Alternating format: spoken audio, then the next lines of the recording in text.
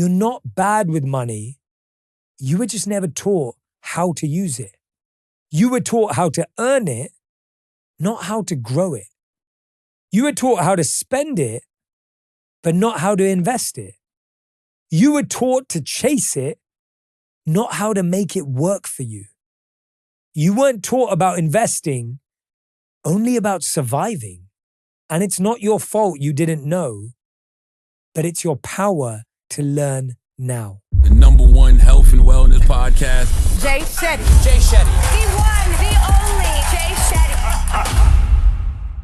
Hey everyone, welcome back to On Purpose. I'm Jay Shetty and I'm so deeply grateful that you tuned in. I hope that you've subscribed so that you never miss an episode, and make sure you keep tagging me on Instagram and TikTok and all your platforms. I love seeing the clips and the parts that resonate with you, and I love the community we're building.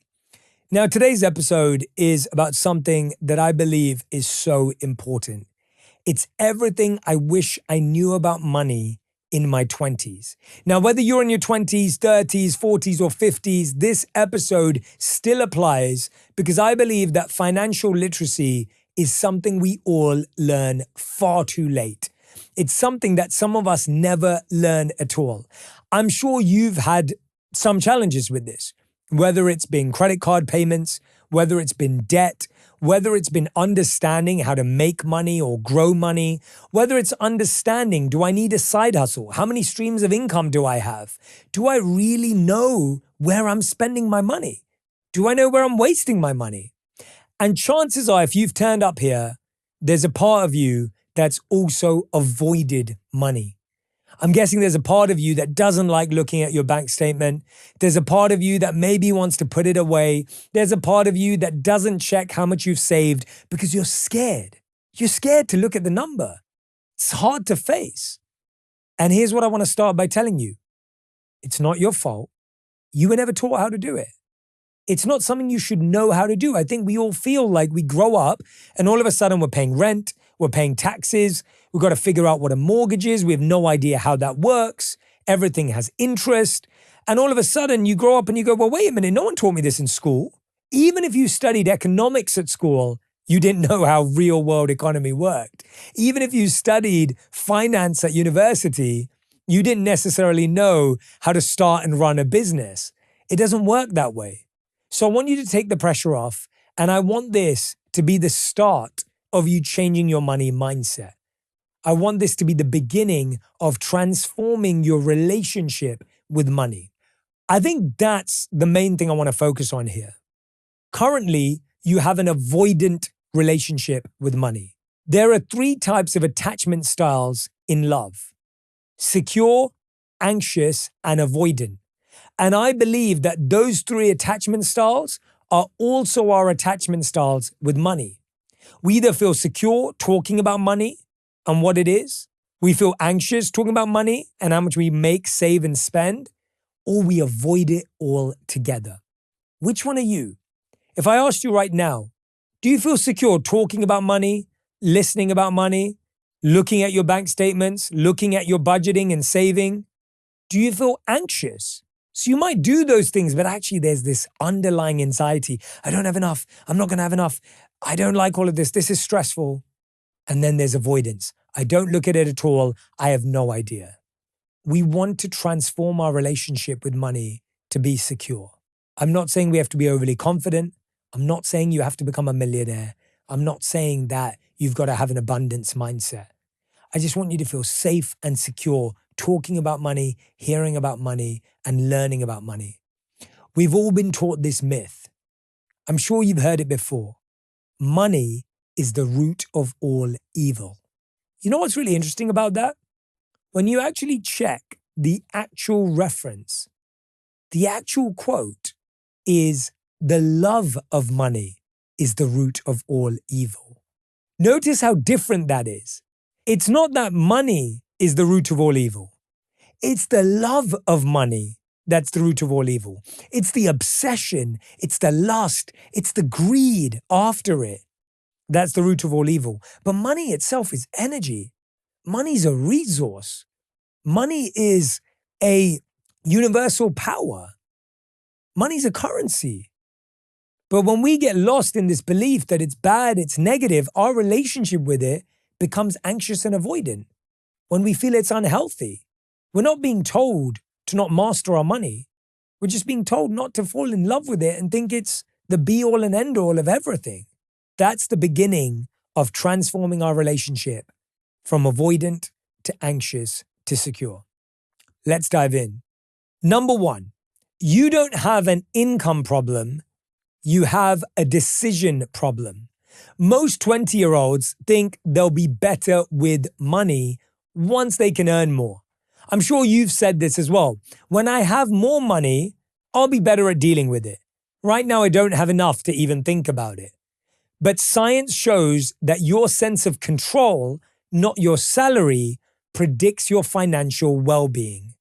People with an internal locus of control, who believe they influence their outcomes, are more likely to budget, save, and bounce back from financial stress. One of my favorite quotes from Jim Rohn is he said, "Formal education will make you a living. Self-education will make you a fortune." But here's the takeaway. The moment you take responsibility for your financial habits, even if you're broke, is the moment you start building wealth. Here's an action. List 3 money-related decisions you can make today, even if your income is low. You could set up a free budgeting app. You could cancel one unnecessary subscription. You could transfer £5 to savings or $5, even if it feels small. Don't avoid talking about money. Don't avoid talking to people about money. Don't act broke to stay relatable. Don't play so small so no one feels uncomfortable. Don't pretend you don't care about wealth when you're struggling without it. Don't shame ambition, then envy the results. Don't wait to get rich before learning how to manage it. Don't hide your financial goals. Speak them like they already belong to you. Don't stay silent about money and expect your relationship with it to improve. It's like not talking to your partner and wanting to stay in love. Imagine if you never talked about love. You never talked about your relationship. You never talked about connection or intimacy. How good would your relationship be? How healthy would it be? People who believe that they can control their destiny, that they can change their reality, that they take control of their financial habits will see change. I want you to recognize that. You won't feel better about your financial situation because you avoid looking at your bank statement. You'll only feel better about your financial situation when you actually turn towards it. Number 2, you won't save what you don't see. This is a psychological principle. We spend what we mentally label as available. If your paycheck hits your account and sits there, your brain sees it as spendable. This is why automation and separation are more powerful than discipline. We think, oh, I'll be disciplined this month. I'll spend less. But no, if there's no automation and separation of how that money is divided, you will break your discipline. Mental accounting helps reduce friction between what you want and what you do. There's an amazing quote I love. It says, "Do not save what is left after spending, but spend what is left after saving." That's from Warren Buffett, one of my favorite quotes. Don't save what is left after spending, but spend what is left after saving. You want to create an automatic save and then spend what is left over. You don't want to be in a position where you just have this amount in your current account and you're thinking, okay, I'm going to try and save some of it this month. And then at the end of the month, you're looking at it and you're back at zero. You got to remember this. Your brain is lazy, but programmable. Make savings invisible.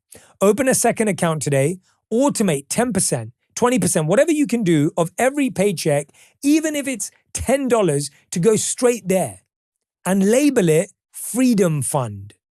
Label it your freedom fund. Give it a name. Give it something exciting. Don't just call it savings, because even the word savings sometimes can feel boring and kind of, unenthusing, or it can feel scary to look at a savings account with not much in it. But a freedom fund, whatever inspires you, make it automated and make it separated.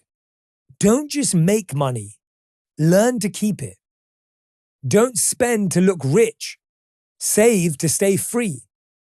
Don't let every paycheck pass through you like you don't matter. Don't confuse lifestyle with wealth. Don't buy comfort now and borrow stress later. Don't think saving is boring. It's the most rebellious thing in a world that wants you broke. Don't wait until you make more. Save now so future you has options. Don't treat saving like a punishment. Treat it like self-respect. A lot of people that I've spoken to, finance experts as well, will talk about the dangers of how everyone online will tell you, invest, invest, invest. You may end up losing a bunch of money on crypto. You may end up losing a bunch of money on NFTs. You don't need to do any of those get-rich-quick schemes. What you need to focus on is building your future. Number 3, buying things won't make you rich, but learning about them actually might. Most people think money is for spending, not studying, but impulsive buying triggers dopamine and short-term pleasure, while financial literacy builds long-term gain.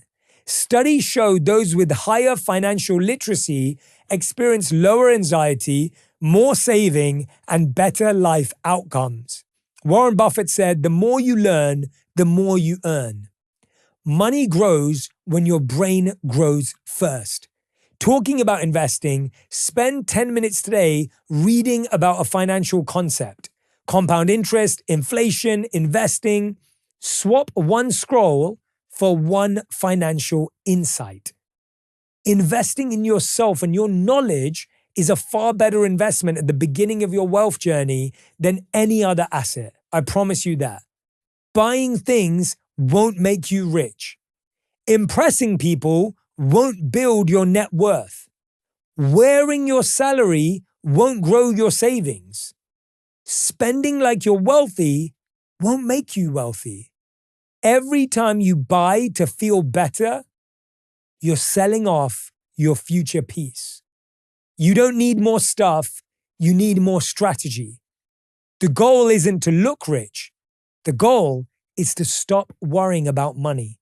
Now, I'm not saying I don't want you to treat yourself. I'm not saying that I like nice things too. I don't think there's anything wrong with that.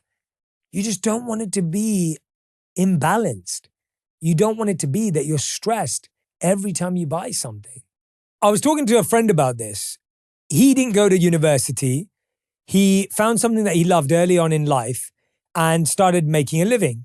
Now, in the beginning, it didn't make him loads of money, but he learned very quickly how to not get wrapped up in building a lifestyle and actually how to invest it and learn about it. And that's the point I really want to bring about here. It's not just investing. Before investing, there's a learning piece.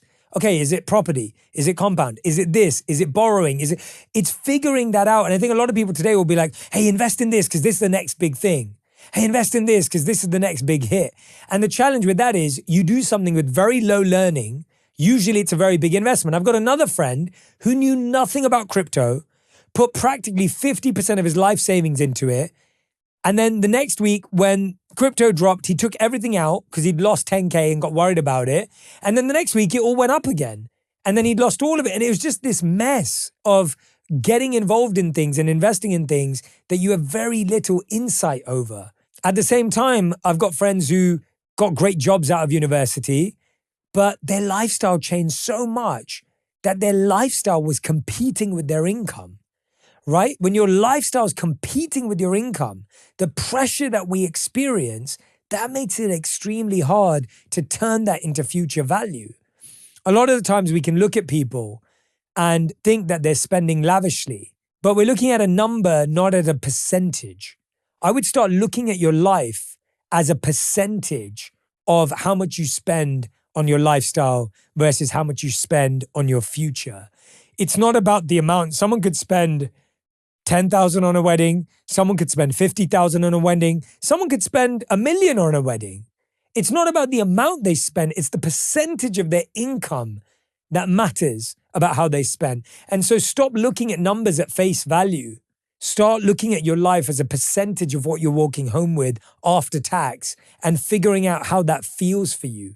I think the before and after tax is a whole conversation in and of itself. So many of us look at how much we make as a revenue standpoint or as an income standpoint and not looking at what does that look like after tax? What does that look like after rent? What does that look like after my car bill?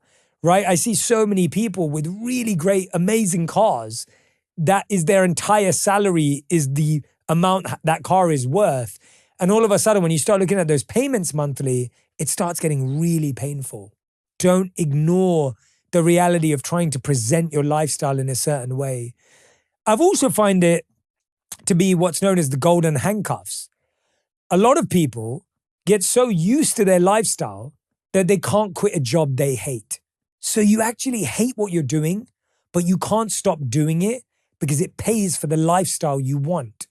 The question you have to ask yourself is, do I want to do something I hate for the rest of my life to pay for things? And it's okay if you do. If the answer is yes, that's fine. But oftentimes we get an opportunity to do something closer to our heart, but we don't want to take it because we'd make less. In my own life, I went through that. I had a stable job as a consultant. I was doing okay. Okay being very important as part of it. And I wasn't doing well and I wasn't doing badly. I was doing just fine. And I gave that up to pursue my passion. And I'm so grateful for that because I am so thankful that I get to do what I love today. But I had to take off the golden handcuffs. I had a safe, stable career lined up, but I was willing to make less. I was willing to make nothing at all in the beginning to get it going. And I'm grateful that I was able to put those down. So don't be tied by the golden handcuffs. Step number 4, debt isn't evil, but ignorance is. Most 20-somethings are taught that all debt is bad. It's not. What's dangerous is not understanding how it works and what type of debt you're getting into. We avoid debt education out of fear, yet the avoidance is what leads to mistakes.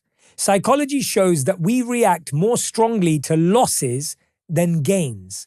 So we emotionally shut down around debt.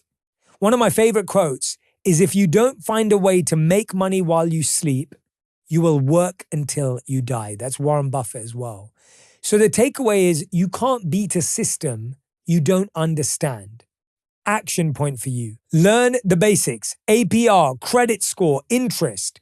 Pick one debt, could be your student loan, credit card, and break down how it actually works. Then make a plan. Do one thing at a time. Don't just look at debt as this one big bubble. Student loan is different to credit card debt. Go and understand it deeply and see what support there is out there as well. Number 5, you're not lazy, you're overwhelmed. We blame ourselves for being bad with money, but often it's not laziness, it's too many small, unresolved financial decisions draining willpower. Science shows that decision fatigue leads to avoidance, impulsive spending, and missed opportunities. P.T. Barnum famously said, "Money is a terrible master, but an excellent servant." Here's the takeaway: simplify before you scale. What does that look like in action? Pick one financial goal for the next 30 days, just one, and track only that. No pressure to fix everything at once. And remember, you're not bad with money. You were just never taught how to use it. You were taught how to earn it, not how to grow it. You were taught how to spend it, but not how to invest it. You were taught to chase it, not how to make it work for you. You weren't taught about investing, only about surviving. You learned to feel guilty when you had money and ashamed when you didn't. You inherited stress, not strategy. And it's not your fault you didn't know, but it's your power to learn now. Number 6, Your money beliefs aren't yours, they're inherited. This is from a Psych Principle of Cognitive Scripts and Money Archetypes by Brad Klontz. What we don't realize is we grow up absorbing money messages. Maybe in your house, people always said, money's hard to make. Rich people are greedy. Or we don't talk about finances. These unconscious scripts drive your habits until you rewrite them. T. Harv Eker said, your money blueprints are not set in stone. You can change them. So here's the takeaway. You can't change your future until you challenge your programming. Write down 3 money beliefs you heard growing up. What were the things your parents said? What were the things your family members said? What was the rhetoric around money? And ask yourself, do these still serve me? Then rewrite one. Instead of saying money is selfish, write money is fuel for generosity. Notice the difference. You can change your relationship with money. You can stop chasing it out of fear and start building it from wisdom. You can stop using it to impress and start using it to invest. You can stop hiding from your bank account and start owning every number.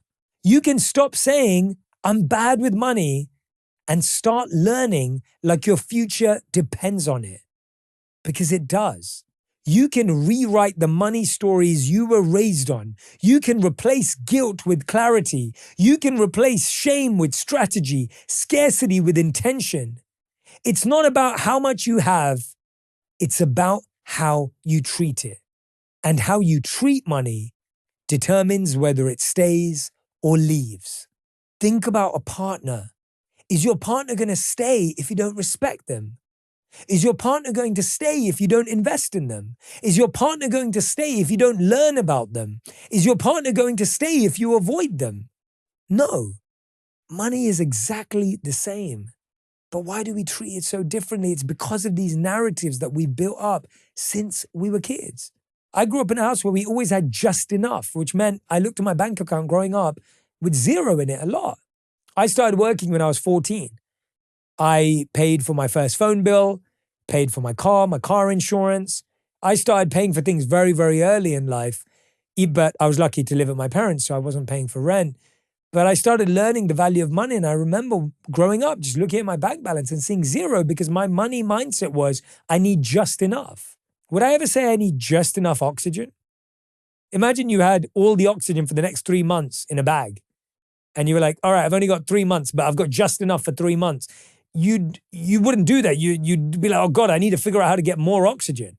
Or I need to have more available oxygen. I can't live like that. Money and oxygen are very similar like that. And by the way, I've been there. I've been nearly 4 months away from being broke. I know what it feels like to be living paycheck to paycheck with only enough money for rent and groceries. Having been there, what I know is that there was a lot of fear. There was a lot of stress. It was because I was avoiding conversations about money. I was avoiding looking at where the money was going. It was just coming in and going out, and I wasn't breaking it down. If you're not aware of how much is being saved, how much is going for bills, if you're not budgeting, if you're not taking a look at this at a very basic level, you will always be scared. I don't want you to be scared anymore. Number 7, generosity multiplies wealth, not drains it. We're taught to hoard money when stressed. But psychology shows that intentional generosity improves well-being, long-term wealth mindset, and even motivation. People who give even small amounts are more optimistic and productive. One of the things I love to see is I've been very fortunate over the last few years to lead some fundraisers. We led one online during the pandemic for Give India, and it was phenomenal to see so many of you jump in. And it was because of people like yourself who jumped in at $5, $10, that we were able to raise over $5 million in 24 hours. People often think, what will my $5 do? What will my $10 do? I promise you it makes a difference, because what we need is a lot of people who give a little. That great giving that happens connects us. And I saw that in action. I remember we did this live broadcast where we were raising money. We had big donors who were matching it. I had friends like Ray Dalio come in and give $1 million to match whatever we were doing. We had in diaspora who were matching whatever we made as well. But it was you who raised millions of dollars that then were matched by these other donors. And that's what created this beautiful feeling of giving. And one of the things I think about is if I have more, I have more to give. It's a beautiful mindset to have. And that's what it is. It's the responsibility of those who have more to give more. That's what it's there for. And so you don't have to be greedy. There's a famous quote that I've heard many, many times. And it says, money just makes you more of who you are, right? It just amplifies who you were in the first place. A lot of us are scared to become wealthy because we're scared it might change our hearts.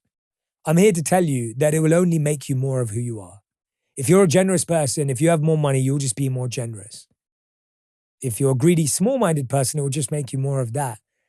And so don't feel like it will change you. It doesn't have to change you. There's a famous Drake lyric that I love where he said, I like when money makes a difference, but doesn't make you different. And that's what I think we have to approach it from, is how can we use money to make a difference in our lives, the people that we love, and people beyond. So that's the takeaway. And here's the action I want to leave you with here. Give something small this week.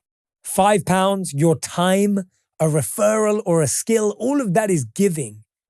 Watch how your energy towards money shifts when it serves others as well. Here's my final thought. Money isn't just numbers. It's emotion, it's energy, it's identity.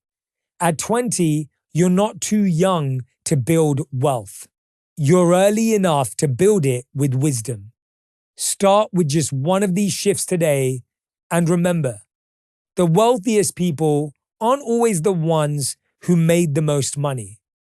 They're the ones who built the best relationship with money. Let me know what resonated with you, what connected with you. I'd love to do more episodes about our financial health and well-being. I'm always approaching it from an energetic standpoint. I have some amazing experts on the show giving you much more tactical, practical, specific insights on what to do with your money. Make sure you go and check out those episodes. We've had everyone from Cody Sanchez to Jaspreet to many, many more. Do not miss those episodes on financial